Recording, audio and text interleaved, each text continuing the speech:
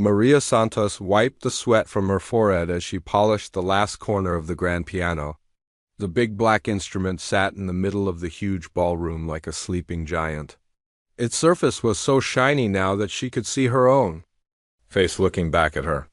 She had been working on it for 2 hours, making sure every inch was perfect. The Whitmore estate was getting ready for its biggest night of the year. Tonight was the annual charity gala, and all the rich people in the city would come. Maria had worked at this fancy house for 3 years now. She knew exactly how important this night was to the Whitmore family and their friends. The ballroom was enormous. The ceiling was so high that Maria sometimes got dizzy looking up at it. Beautiful paintings hung on the walls, and crystal lights hung down like frozen waterfalls. The marble floor was so clean and smooth that it looked like ice. Maria had spent hours making sure it sparkled. She picked up her cleaning supplies and moved quietly toward the kitchen. The house was buzzing with activity. Other workers rushed around, carrying flowers, setting up tables, and preparing food. The cook, Mrs. Henderson, was yelling orders at everyone. The gardener was bringing in more flowers. The security guards were checking all the doors and windows. Maria liked to stay out of the way during big events. She had learned that rich people did not like to see the help too much. They wanted everything to be perfect, but they did not want to think about who made it perfect. So Maria became very good at being invisible. She went to the kitchen and got fresh towels and glass cleaner. The guests would start arriving in 2 hours. She needed to make sure all the mirrors and windows were spotless.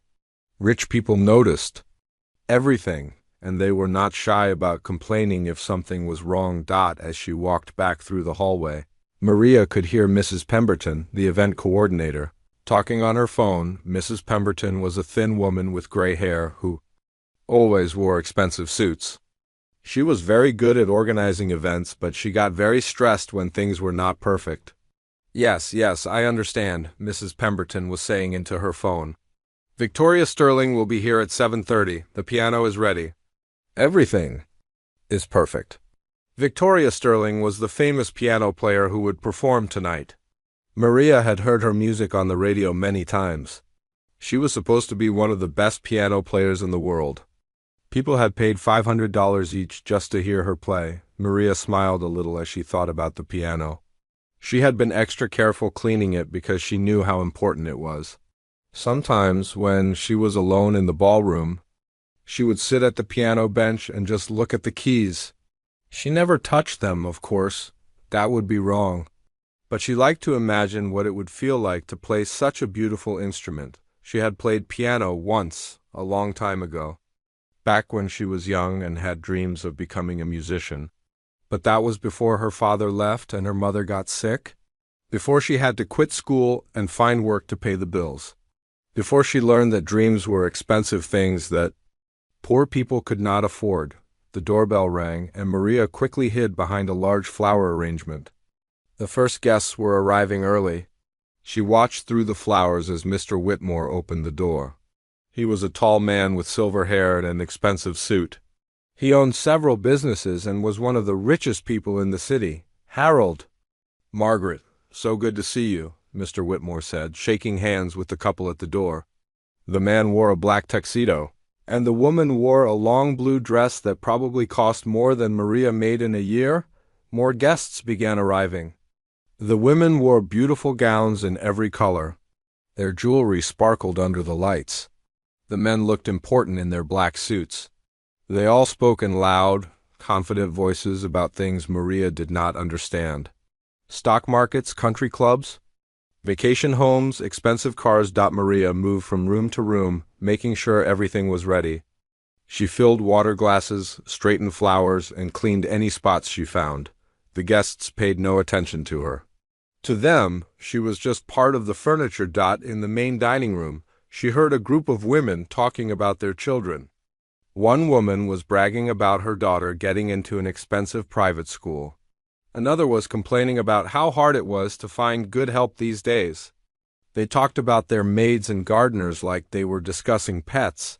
Maria tried not to listen, but it was hard to ignore. She had heard these conversations many times before. Rich people often talked about poor people like they were not real humans with feelings and dreams. They never seemed to think that their help might be listening. She moved to the ballroom where more guests were gathering. The men stood in small groups, talking about business deals and golf games. The women admired each other's dresses and jewelry. Everyone held wine glasses and laughed at jokes that were not very funny. Mrs. Pemberton walked around the room, checking on everything. She looked at her watch and smiled. Everything was going according to plan. The food was ready, the decorations were perfect, and the piano was waiting for Victoria Sterling. Maria continued her work, refilling glasses and clearing empty plates.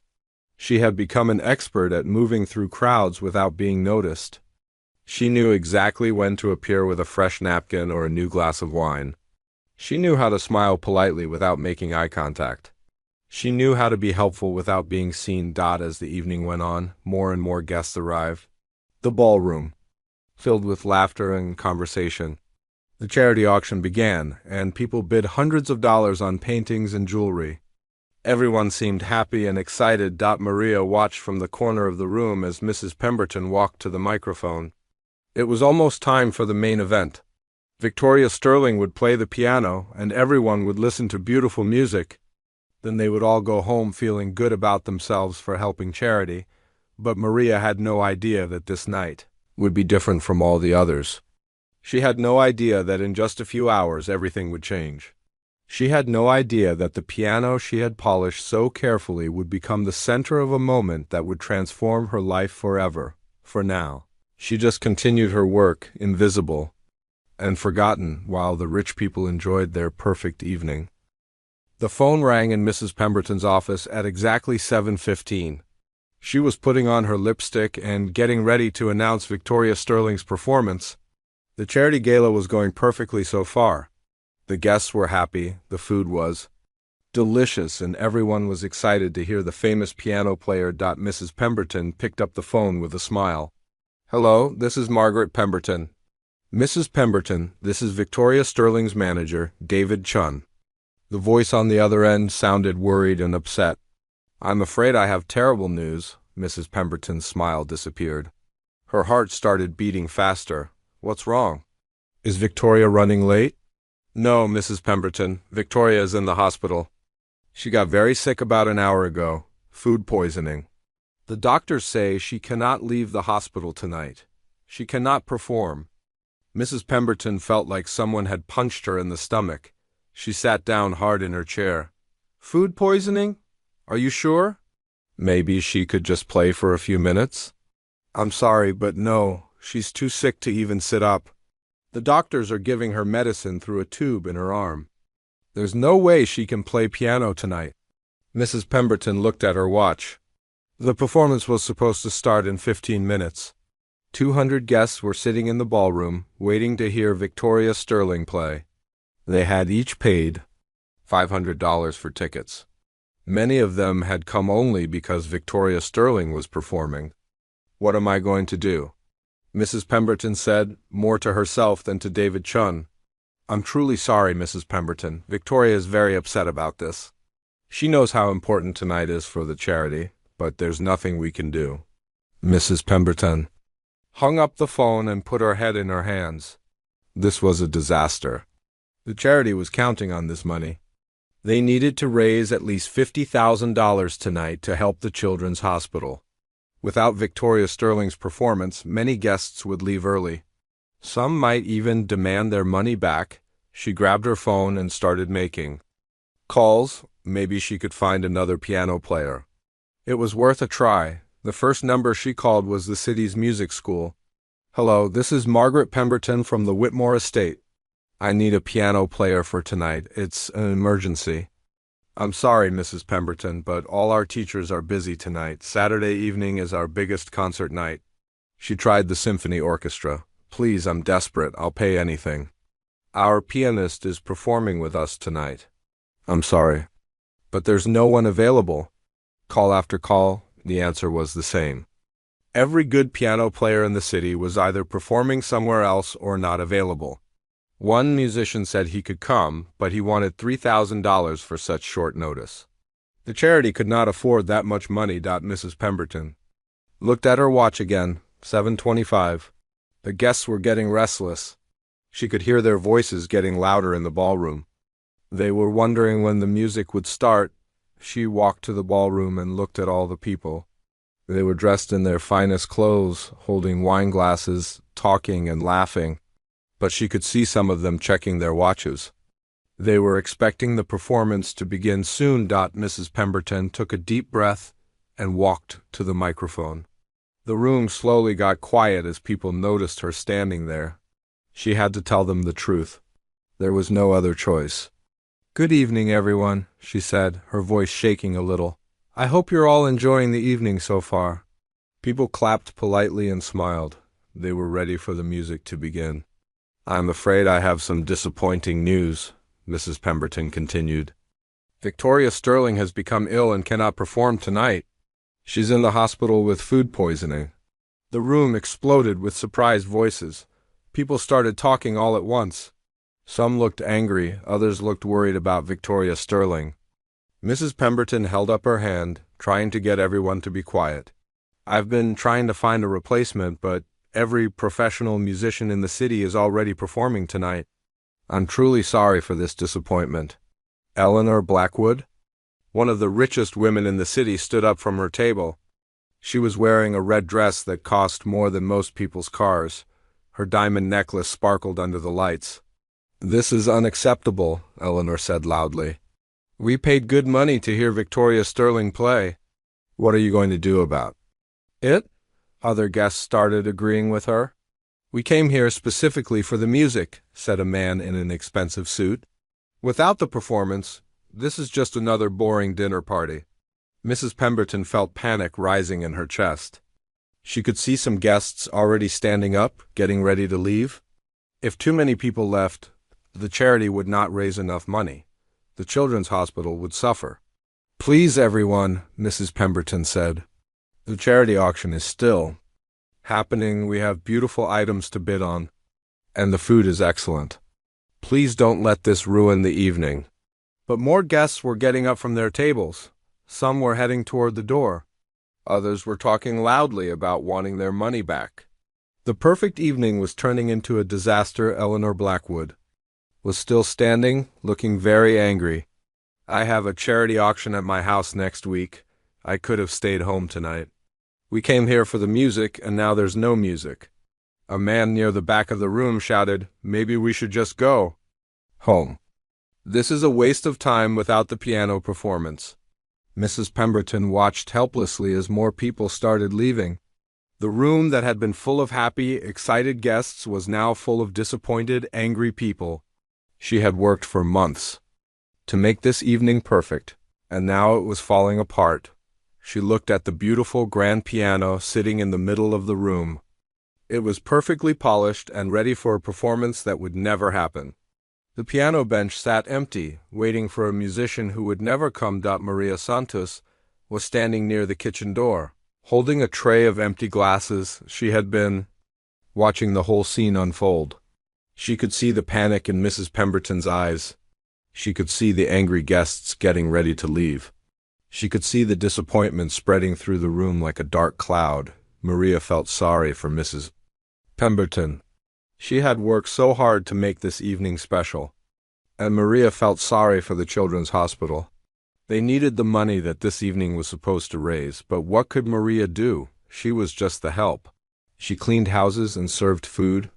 She was not important enough to help with a crisis like this. She was just supposed to stay invisible and do her job. The room was getting louder as more guests complained and more people got ready to leave. The perfect evening was becoming a complete disaster, and there seemed to be nothing anyone could do to stop it. Eleanor Blackwood was not the type of woman who accepted disappointment quietly. She had gotten used to getting what she wanted when she wanted it. Tonight she wanted to hear beautiful piano music, and she was not getting it. She stood up from her table and walked closer to the microphone where Mrs. Pemberton was still trying to calm down the angry guests. Eleanor's red dress rustled as she moved, and her diamond jewelry caught the light from the crystal chandeliers. "This is ridiculous," Eleanor said loudly, making sure everyone could hear her. We pay $500 per ticket, and now we're told there's no entertainment? What kind of event planning is this? Other guests started agreeing with her.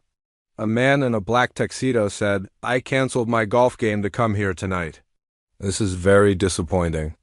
A woman at another table added, "My husband and I drove 2 hours to get here. We could have stayed home and listened to music on our expensive sound system instead." Mrs. Pemberton tried to speak again, but Eleanor held up her hand to stop her. Eleanor was enjoying being the center of attention. She liked it when people listened to her and agreed with her. "You know what?" Eleanor said, looking around the room with a mean smile. "Maybe we don't need a professional musician. Maybe we can find our own entertainment right here." She turned and looked directly at Maria, who was still standing by the kitchen door holding her tray of empty glasses. Maria felt her heart jump when she realized Eleanor was staring at her. "Well, perhaps the help can entertain us instead," Eleanor said loudly, pointing her finger at Maria. Several guests turned to look at Maria. Some of them started laughing. Maria felt her face get hot with embarrassment. She wanted to disappear, but she could not move.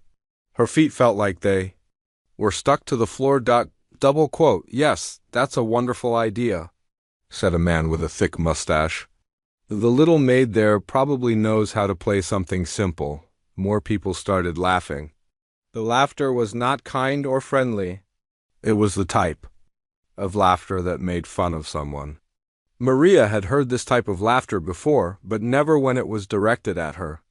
"I'm sure she knows chopsticks," shouted a woman in a blue dress. "All the servants know simple songs like that." The laughter got louder. More guests turned to stare at Maria. She felt like she was standing under a bright spotlight with nowhere to hide. The tray in her hands started shaking because her hands were trembling. Eleanor was clearly enjoying herself now. She had found a way to entertain the guests and make herself the center of attention. She walked a few steps closer to Maria. "Come on, dear," Eleanor said in a fake sweet voice. "Don't be shy. I'm sure you can play something for us. Even if it's just a simple children's song." A man at a nearby table stood up and started clapping slowly. "Yes, let's hear from the help. This should be amusing." More people started clapping, but not in a good way. They were clapping to make fun of Maria. She felt like she was in a bad dream. All these rich, important people were looking at her and laughing at her. "I bet she's never even touched a piano before," said a woman with gray hair. "But maybe she can dust it while we watch." This comment made everyone laugh even harder. Maria felt tears starting to form in her eyes. She had never felt so small and embarrassed in her entire life.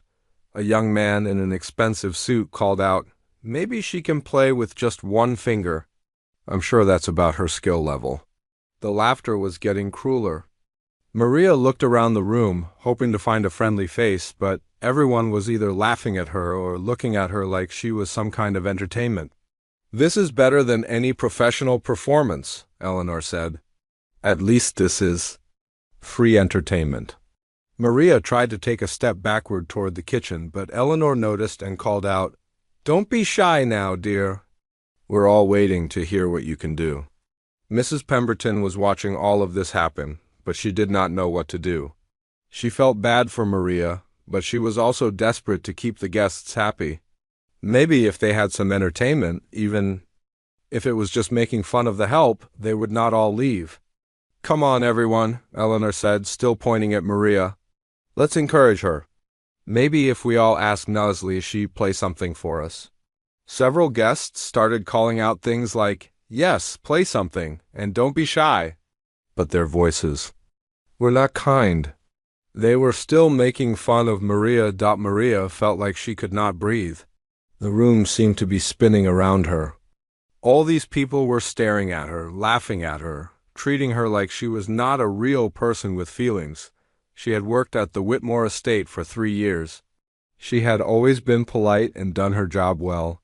She had never bothered anyone or caused any problems. She had stayed invisible, just like she was supposed to. And now, suddenly, she was the center of attention in the worst possible way. "I think she's too scared," said a man near the back of the room. She probably doesn't even know which end of the piano makes the music. More cruel laughter filled the room. Maria felt a tear roll down her cheek. She tried to wipe it away quickly, but several people noticed. "Oh, look, she's crying," said a woman in a purple dress. "How sweet. The little maid is embarrassed." Eleanor was enjoying this more than she had enjoyed anything all evening. She had turned the disappointing situation into her own personal entertainment. She was the star of the show now, and everyone was following her lead. "Don't cry, dear," Eleanor said in her fake sweet voice. "We're not trying to be mean. We just want to hear you play. Even if you can only play Mary Had a Little Lamb, we'll be impressed." The laughter got even louder. Maria felt like she was drowning in it. She wanted to run away, but she was afraid that would just make things worse. She was trapped in front of all these people who thought she was nothing more than a joke. Mrs. Pemberton finally decided she had to do something. She walked over to Maria and put her hand on her shoulder. Maria looked up at her with tears in her eyes. "Maria," Mrs. Pemberton said quietly, "you don't have to do anything. Just ignore them." But Eleanor heard this and called out, "No, no, Mrs. Pemberton, we want to hear from Maria. It's the least she can do since we don't have any real entertainment tonight." The room full of rich, important people all turned to look at Maria again. She was just a poor girl who cleaned houses for a living. She was nobody special. She was just the help, or so they thought. Mrs. Pemberton stood next to Maria, watching the cruel laughter fill the room. She felt terrible about what was happening. These people were supposed to be civilized, educated, and kind. But they were acting like bullies in a school playground. As she looked at Maria's tear-filled eyes, Mrs. Pemberton suddenly remembered something. It was a memory from about 6 months ago. She had been walking past the ballroom late one evening when she heard music. Beautiful, complex music coming from the piano. She had stopped to listen, wondering who was playing. The music was not simple or amateur. It was professional level, with difficult runs and complicated harmonies. She had quietly looked into the ballroom and seen Maria sitting at the piano, playing with her eyes closed, lost in the music. Mrs. Pemberton had not said anything at the time. She had just listened for a few minutes and then walked away. But the memory had stayed with her. She had heard Maria humming classical pieces while she worked. She had seen Maria's fingers sometimes moving like she was playing invisible piano keys. Now, as the laughter continued around them, Mrs. Pemberton made a decision. She gently took Maria's arm and led her a few steps away from the crowd. "Maria," she said quietly, "I need to ask you something important." Maria wiped her eyes with the back of her hand. "Yes, Mrs. Pemberton? I remember hearing you play piano once. Late at night, about 6 months ago. You were playing in the ballroom." Maria's eyes got wide with fear. "I'm sorry, Mrs. Pemberton. I know I shouldn't have touched the piano. I was just remembering." "No, no," Mrs. Pemberton said quickly. "You're not in trouble? The music was beautiful. Really beautiful. Where did you learn to play like that?" Maria looked down at her feet. "I studied piano for many years when I was younger, before my life changed. Can you still play? I mean, could you play tonight?" Maria looked up at Mrs. Pemberton with surprise. "You mean ... in front of all these people?" Mrs. Pemberton nodded. "I know it's a lot to ask, but Maria, we need help. The charity needs this money. These people are going to leave, and the children's hospital won't get the money they need." Maria looked over at the crowd of rich people who were still laughing and making jokes about her. "But they're making fun of me. They think I'm just a stupid maid who doesn't know anything." "That's exactly why this could work," Mrs. Pemberton said. "They don't expect anything from you. If you can really play piano well, you could surprise them. You could save this whole evening." Maria felt her heart pounding. She had not performed in front of people for 10 years. Not since she had to quit the music conservatory when her father left and her mother got sick. She had given up her dreams of becoming a professional musician to take care of her family. "I don't know if I can," Maria said. "It's been so long, and I'm scared." Mrs. Pemberton could see the fear in Maria's eyes, but she could also see something else. a small spark of hope, a tiny flame of the dreams that Maria had buried deep inside her heart. "What were you studying at the conservatory?" Mrs. Pemberton asked. "Piano performance," Maria said quietly. "I was in my third year when I had to quit. I was going to audition for the City Symphony Orchestra." Mrs. Pemberton felt a chill run down her spine. Maria had been studying to be a professional piano player. She had been good enough to think about auditioning for the symphony orchestra. This was not just someone who could play a few simple songs. "Maria," Mrs. Pemberton said, "I think you might be exactly what we need tonight." Behind them, the laughter was starting to die down a little, but Eleanor Blackwood was still making jokes. "Maybe we should get her a little stool to stand on so she can reach the keys," Eleanor said. More mean laughter filled the room. Maria heard it and felt her face get hot again. "They'll just laugh at me more," Maria said. "What if I make mistakes? What if I'm not good anymore?" Mrs. Pemberton put her hand on Maria's shoulder. "Maria, 6 months ago, you were playing music. That made me stop and listen. It was beautiful. It was professional. I think you're better than you know." Maria looked at the grand piano sitting in the middle of the room. It was the same piano she had polished so carefully that afternoon. The same piano she had played in secret that night 6 months ago. The same piano she had dreamed about playing. "When she was a student, what would I play?" Maria asked.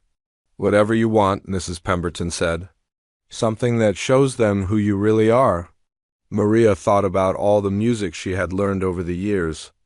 Chopin, Rachmaninoff, Debussy, Bach, pieces that had made her feel alive when she was young. Pieces that had made her believe she could be something special.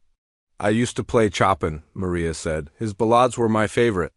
Mrs. Pemberton smiled. "Then play Chopin." Maria looked around the room at all the rich people who had been making fun of her. They were still talking and laughing, not paying attention to her conversation with Mrs. Pemberton. They had no idea what was about to happen. What? "If they don't like it?" Maria asked. "What if they do?" Mrs. Pemberton replied. Maria took a deep breath. She thought about her mother, who was at home watching television and taking her medicine. Her mother who had always believed in Maria's musical talent. Her mother who had cried when Maria had to quit the conservatory. She thought about all the dreams she had given up. All the music she had kept locked inside her heart for 10 years. All the time she had walked past pianos and wished she could play them. "Okay," Maria said quietly. "I'll try," Mrs. Pemberton smiled. "Are you sure?" Maria looked at the piano again. Her fingers were already starting to remember the feeling of the keys. Her heart was starting to remember the joy of making music. "Yes," Maria said, her voice getting stronger. "I'm sure." Mrs. Pemberton squeezed Maria's hand. "Then let's show them what you can do." They walked back toward the crowd of guests. Eleanor was still making jokes, and people were still laughing, but Mrs. Pemberton walked to the microphone with confidence. "Ladies and gentlemen," she said, "I have an announcement to make." The room got quiet. Everyone turned to look at her. "We do have a pianist who can perform for us tonight," Mrs. Pemberton said. The crowd looked around, wondering who she was talking about. Then they saw Maria walking toward the piano, and the laughter started again, but this time Maria did not stop. She walked straight to the piano bench and sat down. Her hands were shaking, but she was not going to run away. She was going to play. Maria walked across the marble floor toward the grand piano. Each step felt like it took forever. Her heart was beating so fast, she thought everyone in the room could hear it. The laughter around her got louder with every step she took. "This is going to be hilarious," said a man in a blue suit. "I can't wait to hear what she thinks piano music sounds like." "Someone should record this," said a woman with blonde hair. "This will be the funniest thing we've seen all year." Eleanor Blackwood was standing near her table, watching Maria with a big smile on her face. She was enjoying this moment more than she had enjoyed anything in months. She had found the perfect way to entertain everyone and make herself the center of attention. "Look at her," Eleanor said loudly. "She's actually going to try to play. This is better than any comedy show." Maria reached the piano and stood beside the bench. The piano was so beautiful and shiny. She remembered polishing it just a few hours ago. She had been so careful to make it perfect. Now she was going to sit at it and play it in front of all these people. The piano bench was the right height for her. She adjusted it just a little bit and sat down. The keys were right in front of her, black and white, waiting for her touch. She had not sat at a piano bench in front of people for 10 years. "Oh, she's actually going to do it," said a man near the back of the room. "This poor girl has no idea how embarrassing this is going to be." Maria placed her hands on her knees and took a deep breath. She tried to remember what her piano teacher had taught her years ago. "Feel the music first," her teacher had said. "Don't just play the notes. Feel the story the music is telling." She looked out at the crowd of people. They were all staring at her, waiting for her to make a fool of herself. Their faces were full of amusement and expectation. They wanted to see her fail. Eleanor walked a few steps closer to the piano. "Don't be nervous, dear," she said in her fake sweet voice. "We're not expecting much. Just play whatever simple song you know." More laughter filled the room. Maria felt her cheeks burning with embarrassment. But she also felt something else growing inside her. It was not fear or sadness. It was anger. These people were treating her like she was nothing, like she was just a joke for their entertainment. "Maybe she needs the sheet music for Twinkle, Twinkle, Little Star," said a woman in a green dress. "Or Happy Birthday," added another guest. "That's probably more her level." The laughter was cruel and mean. Maria had never heard so many people being so unkind to one person.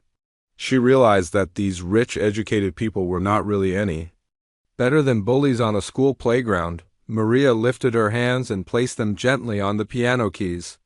The keys felt cool and smooth under her fingers.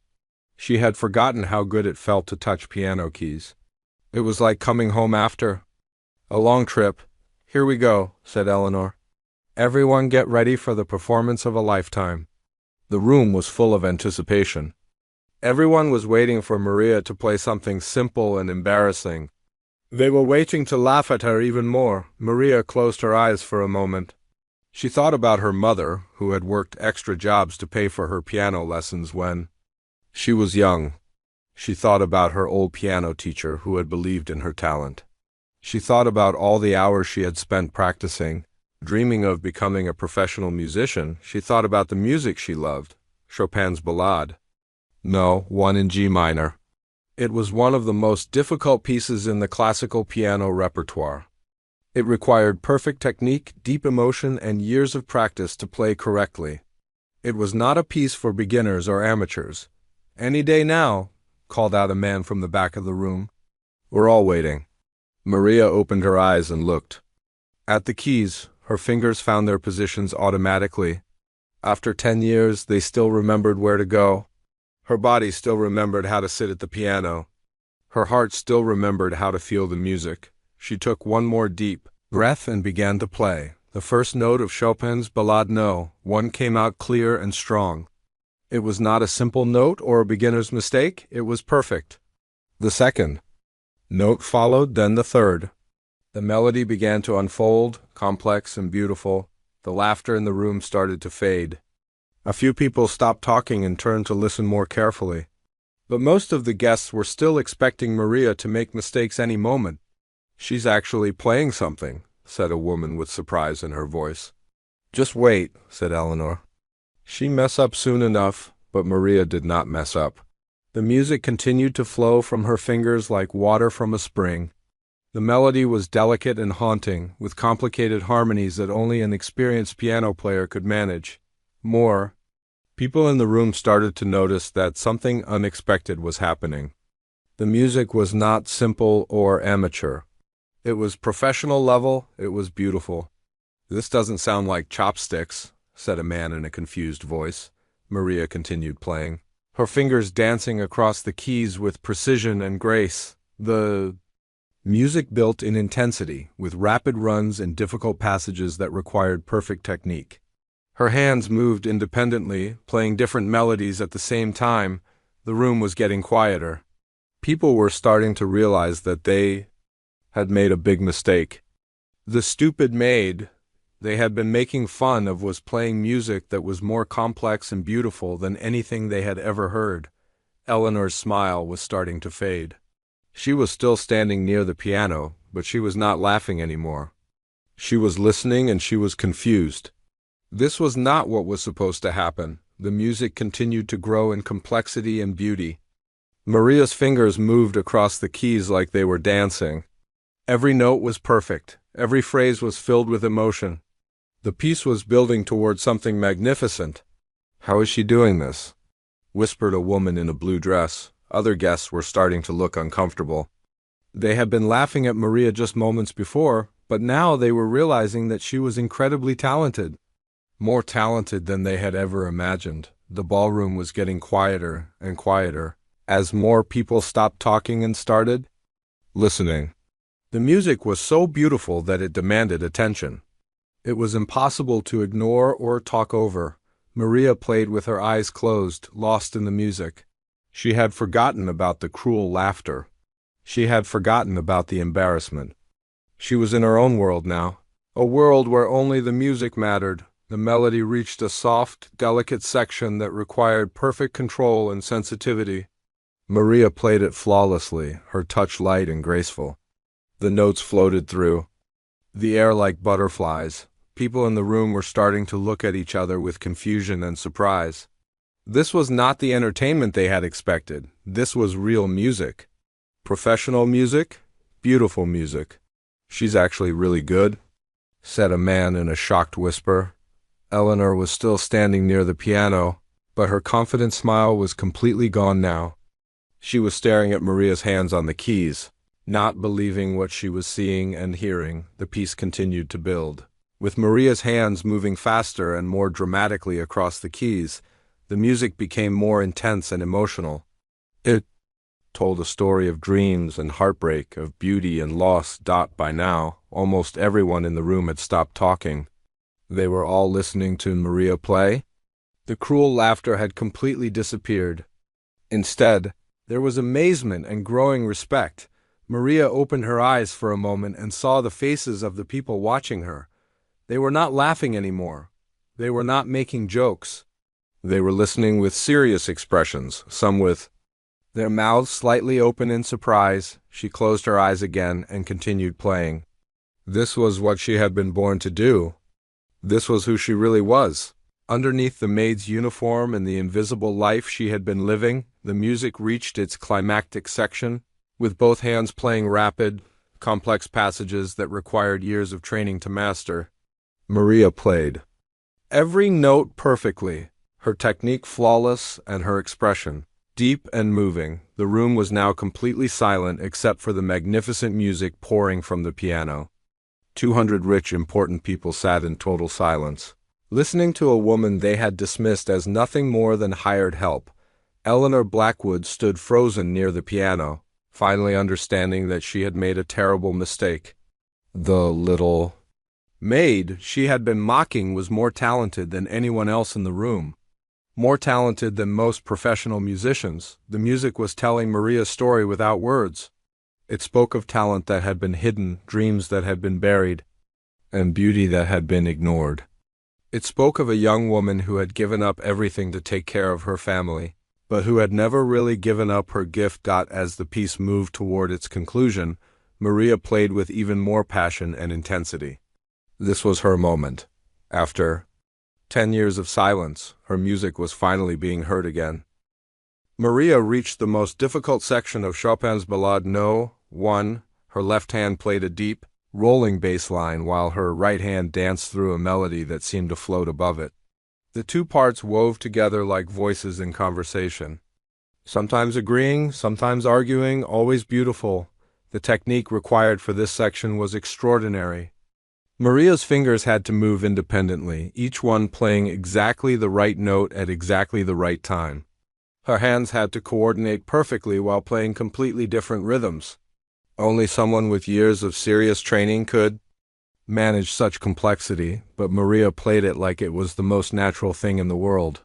Her fingers moved across the keys with confidence and grace. Every note was clear and precise. Every phrase was shaped with perfect musical understanding. The silence in the room was now complete. Even the waiters had stopped moving.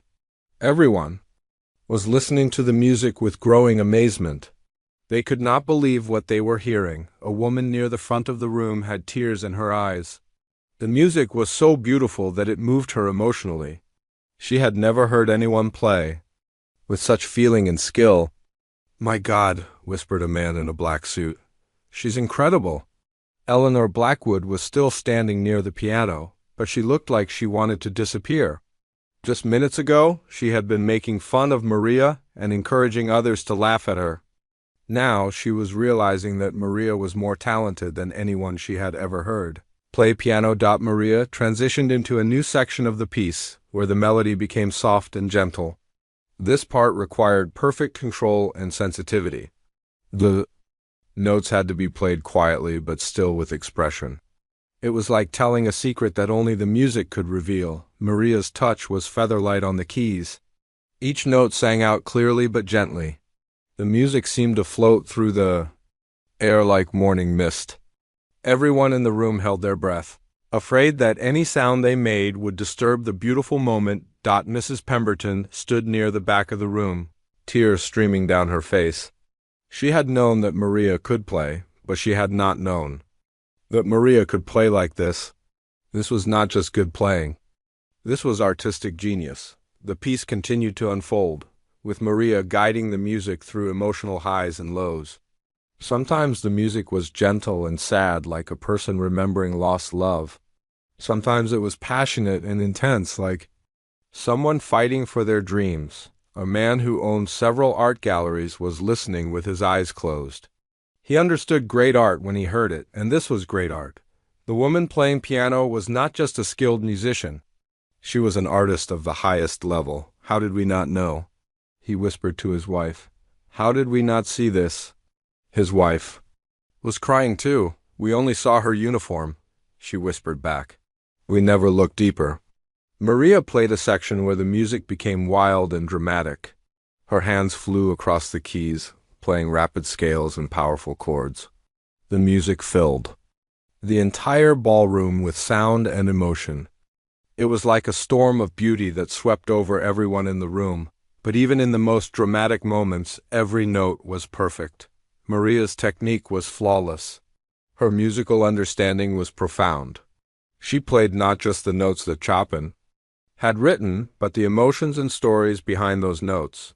Eleanor felt ashamed of herself for the first time in years. She had spent her whole life thinking that money and social position made her better than other people. But this young woman, whom she had dismissed as just the help, had a gift that Eleanor could never buy or achieve. The music reached a climax that made several people in the room gasp with amazement.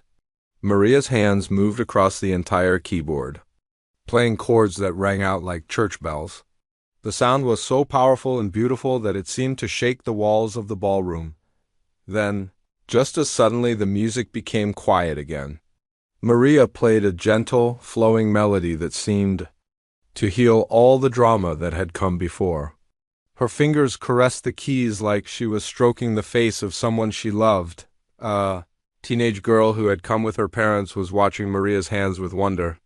She had been taking piano lessons for 5 years, but she had never seen anyone play like this. She realized she was watching a master at work. I want to play like that, she whispered to her mother. Her mother nodded, wiping tears from her eyes. So do I, honey.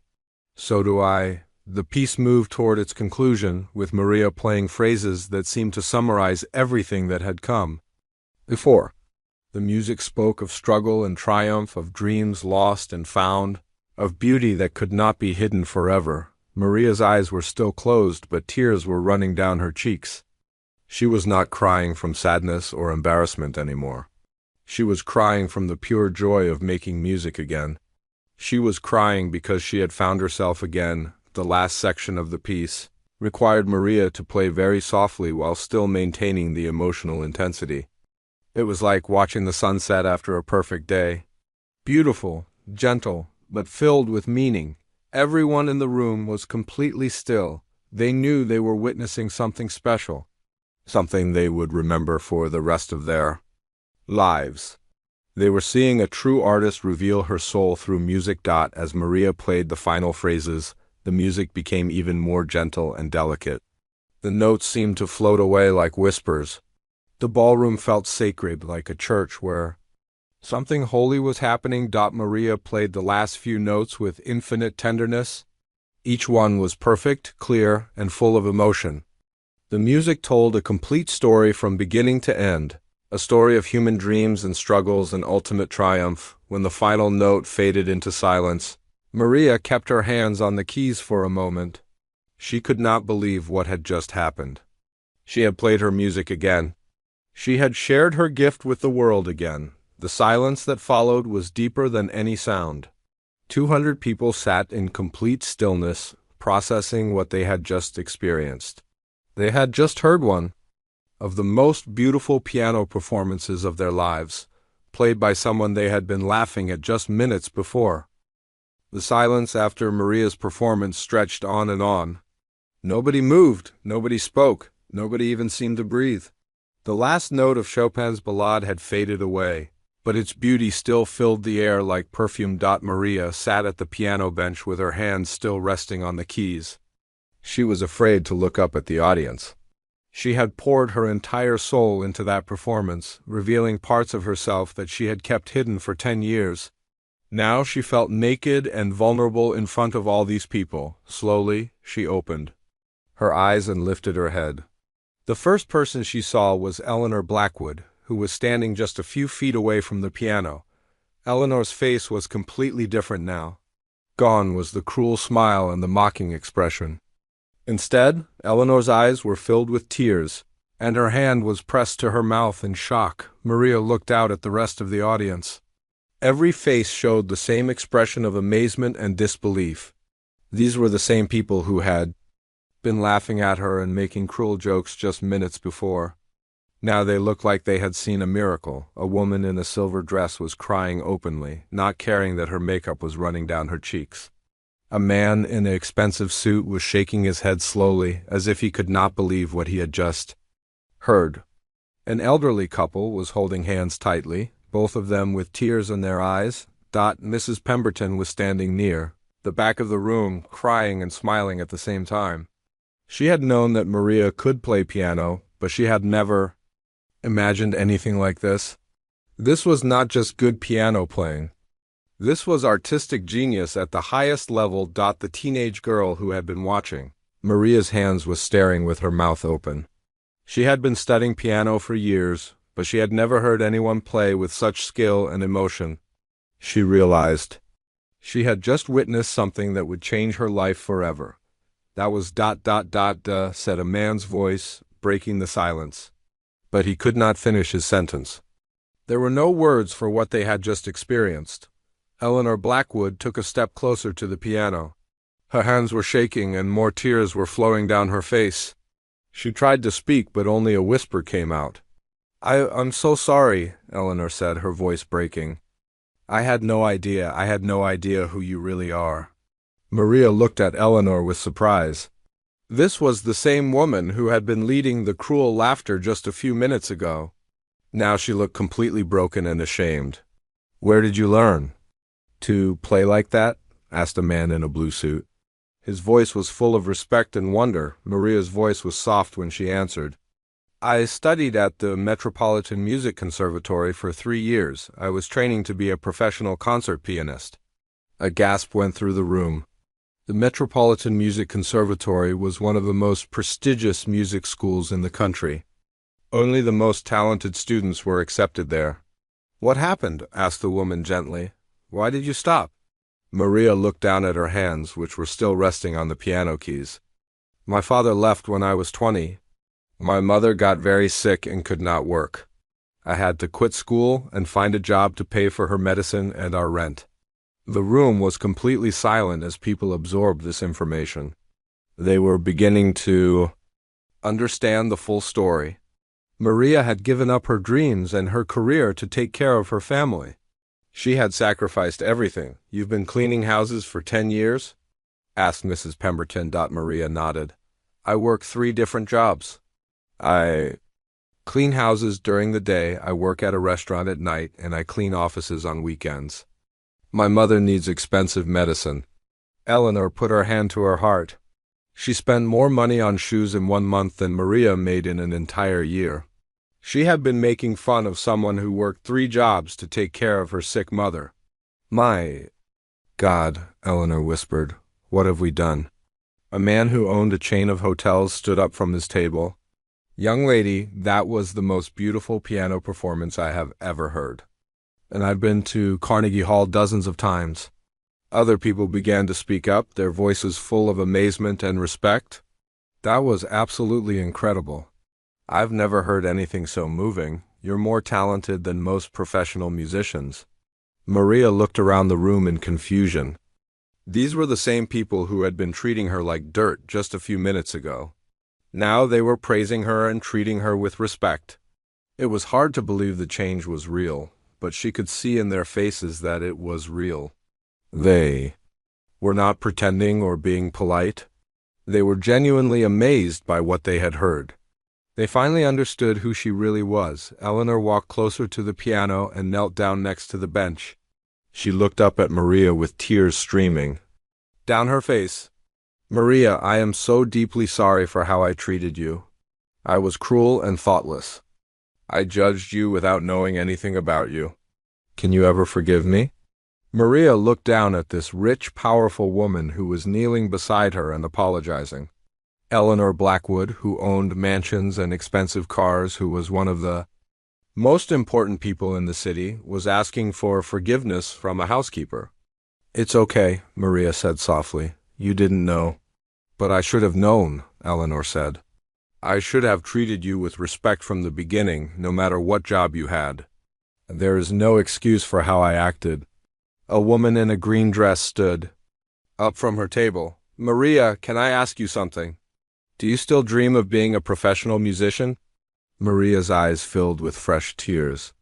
Every day, she whispered, but it's too late now. I'm 28 years old. I've been away from music for too long. It's never too late, said the man who owned the art galleries. Talent like yours doesn't disappear.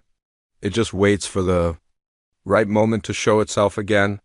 Mrs. Pemberton walked up to the piano with a huge smile on her face. Maria, I think tonight might be that right moment. Maria looked around the room at all the faces staring at her with respect and admiration. These people had power and money and influence.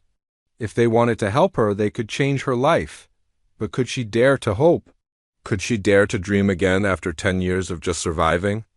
The answer came from her heart, where the music lived. Yes, she could dare to hope. Yes, she could dare to dream. Tonight she had remembered who she really was. She was not just a housekeeper, she was a musician. She was an artist. And for the first time in 10 years, that felt like enough.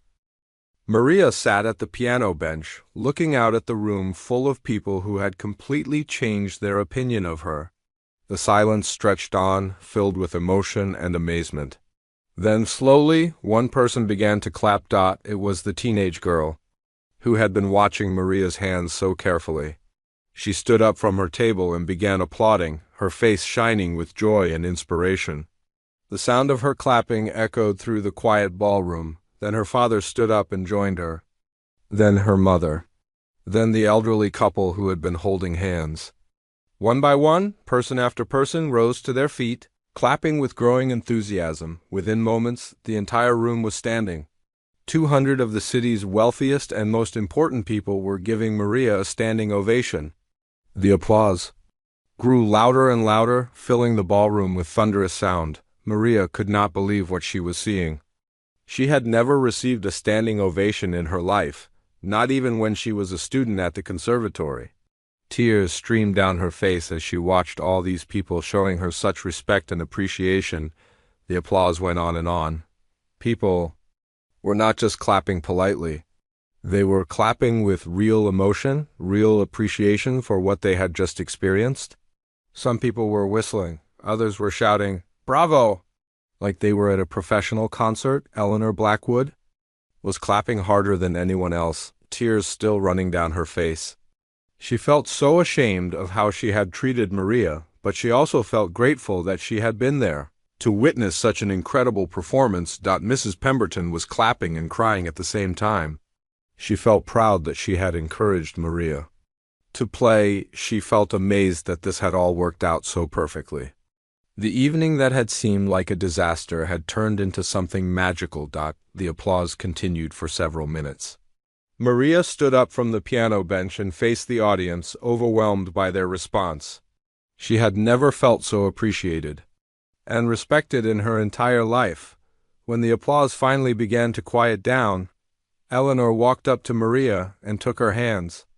"Maria," Eleanor said, her voice still shaky with emotion, "I need to ask you about your mother's medical bills. How much do you need for her treatment?" Maria was surprised by the question. I don't know exactly.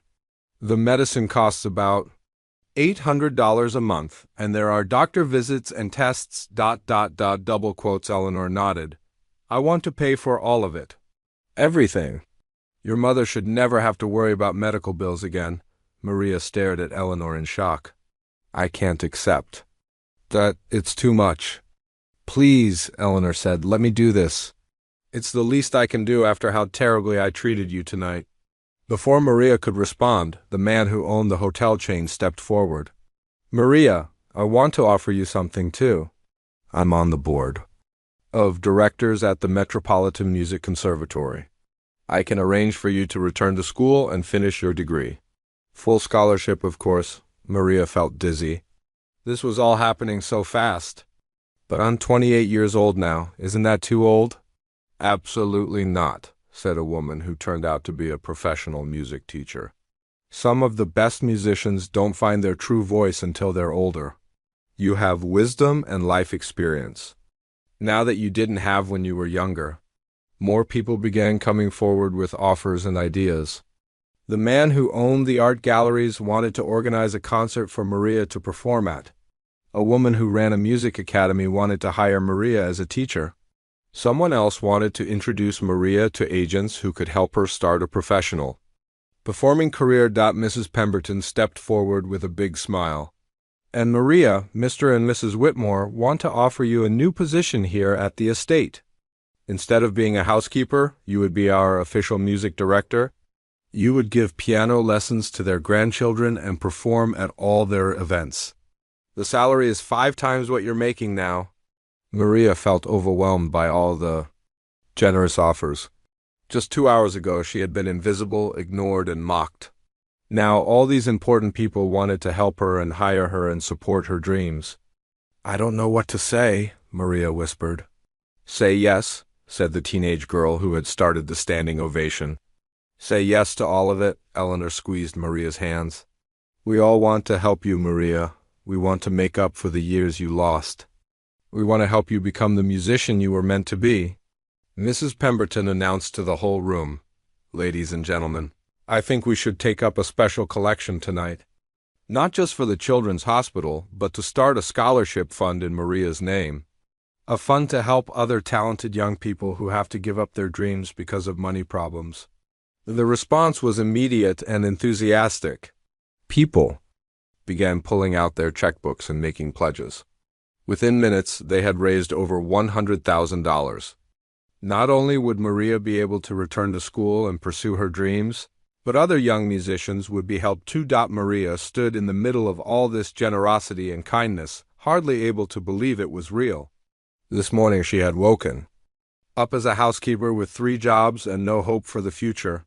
Tonight she was surrounded by people who believed in her talent and wanted to help her succeed. But the most important thing was not the money or the job offers or even the scholarship. The most important thing was that she had found her music again. She had remembered who she really was underneath all the years of struggle and sacrifice. 6 months later, Maria was back at the Metropolitan Music Conservatory, working toward her degree in piano performance. Her mother was healthy and happy, no longer worried about medical bills. Maria was teaching piano lessons to children and performing at concerts around the city. Eleanor Blackwood had become one of Maria's closest friends and biggest supporters. She had learned an important lesson about not judging people by their appearance or their job. She made sure to treat all the workers in her businesses with respect and kindness. The charity gala had raised more money than ever before, not just because of Maria's performance, but because people were inspired by her story.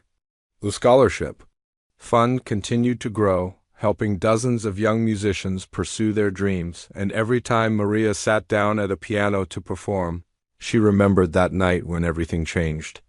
The night when cruel laughter turned into thunderous applause. The night when she learned that it's never too late to be who you really are. The night when she discovered that sometimes the most beautiful music comes from the deepest struggles, and that dreams deferred are not always dreams denied.